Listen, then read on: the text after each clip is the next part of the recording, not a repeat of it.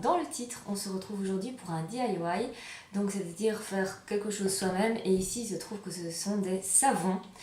Alors, il faut savoir que faire des savons soi-même, c'est quelque chose de assez compliqué parce qu'il faut des ingrédients qui peuvent brûler et des choses comme ça, il faut beaucoup de matériel. C'est assez compliqué de faire un vrai savon soi-même. C'est pas impossible, hein, mais c'est un petit peu compliqué.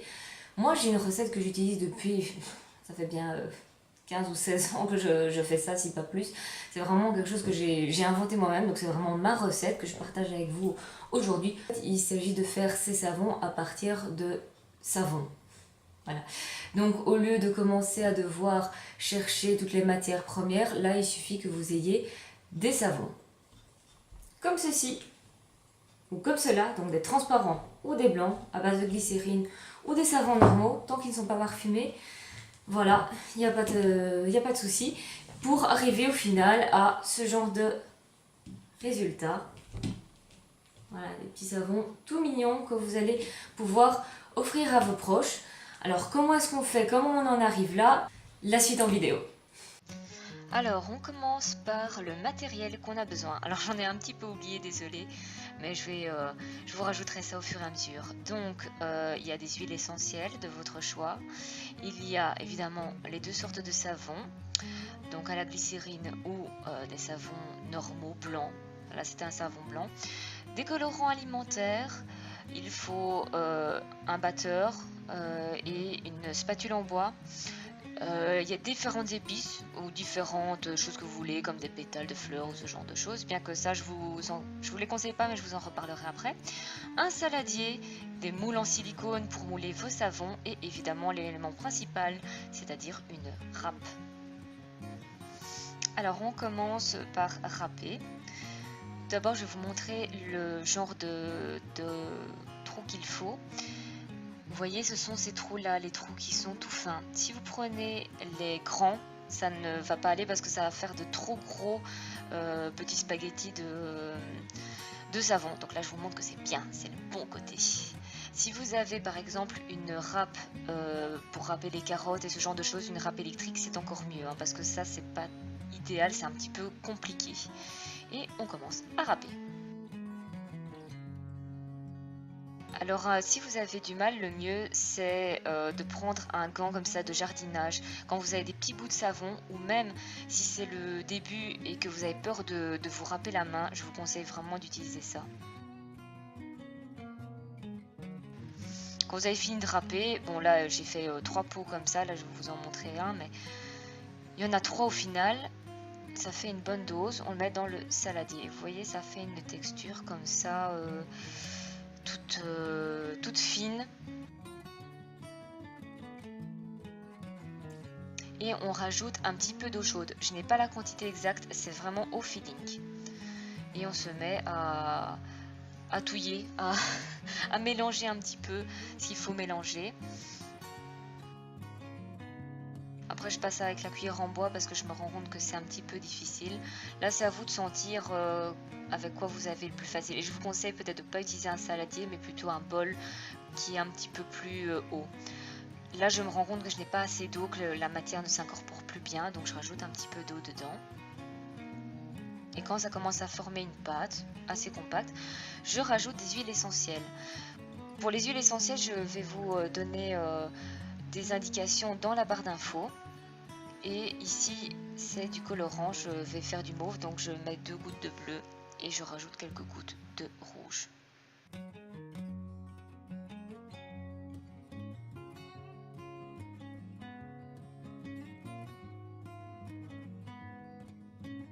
Et c'est reparti pour mélanger.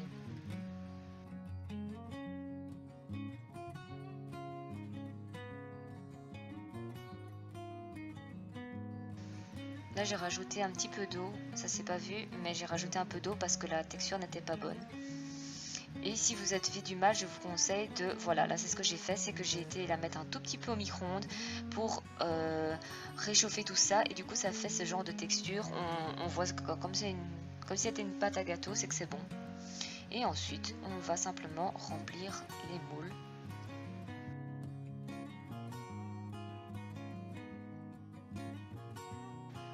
Et il faut quand même bien apprivoiser la matière. Donc là, on tasse. Il ne faut pas non plus trop appuyer, mais il faut quand même que ça prenne bien la forme du moule et surtout bien les bords aussi. Et on lisse pour que ça prenne bien les bords du moule.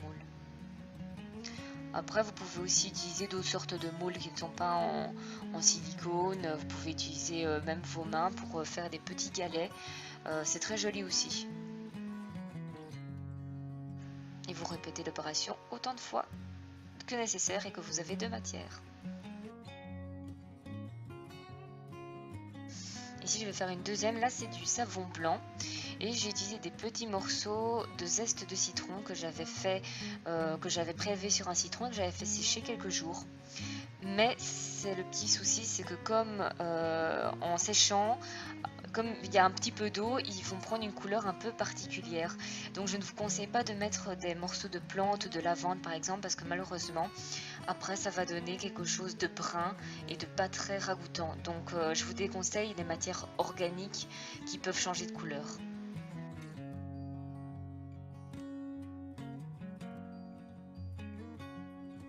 Donc ça c'est la même recette, je mets un peu d'eau et je commence à mélanger le tout.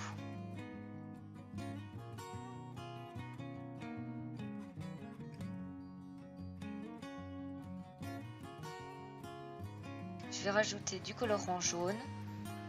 Je voulais que ce soit vraiment bien jaune, donc j'en ai mis la dose. Et de nouveau de l'huile essentielle de citron. Vous trouverez toutes les infos dans la barre d'infos, la recette complète. Et aussi les précautions à prendre puisque ce sont des huiles essentielles.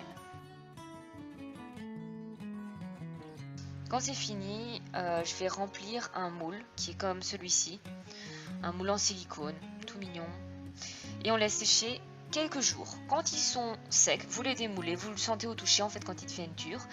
Et ce que vous allez faire, c'est les passer un petit peu à l'eau pour enlever les irrégularités du savon, lisser un petit peu les bords, que ça soit un savon qui soit bien lisse.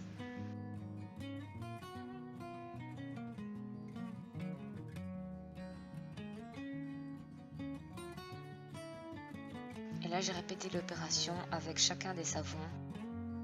Voilà. Ici, il y avait un petit trou et en le lissant, ça se voit moins fort. Ensuite, voilà, je vais les mettre à sécher sur une petite grille pour qu'ils sèchent. Là, ça va assez vite, hein, en quelques heures ou en une journée, c'est sec.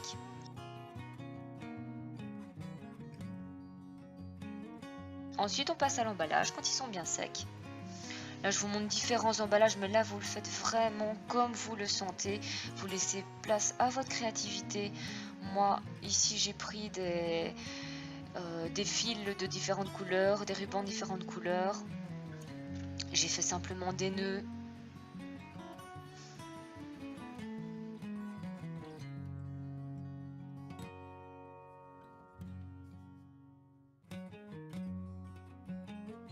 Et avec mon ciseau, je le passe sur la longueur du fil du ruban pour faire une boucle, pour faire des crolles en fait.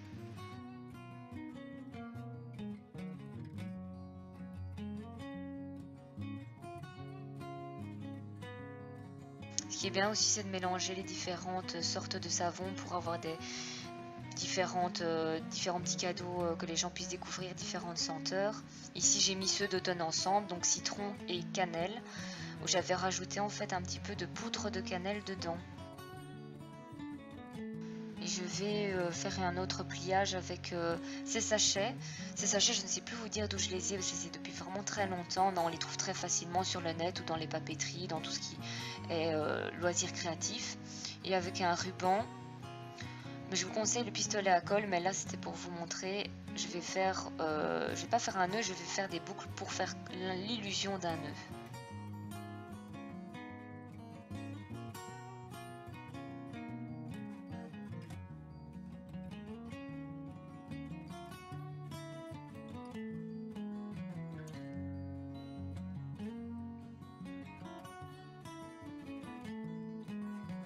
J'utilise de la colle, mais comme je le dis, si vous avez un pistolet à colle, ce sera vraiment mieux parce que ça séchera beaucoup plus vite, tandis que là il a quand même fallu attendre un petit moment de séchage. Ensuite, j'utilise de l'anis étoilé et je vais la coller sur mon nœud. Vous pouvez faire ça aussi avec un bâton de cannelle, des clous de girofle, n'importe quoi en fait qui rappelle, ou un petit zeste de citron, ce qui rappelle ce que vous avez fait.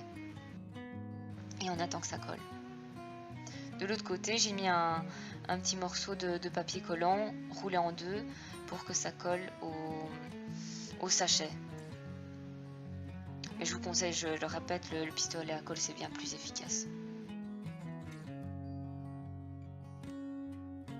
Une autre façon de faire, c'est de rajouter par exemple là des clous de girofle, c'est ce que j'avais, et de l'anis étoilé.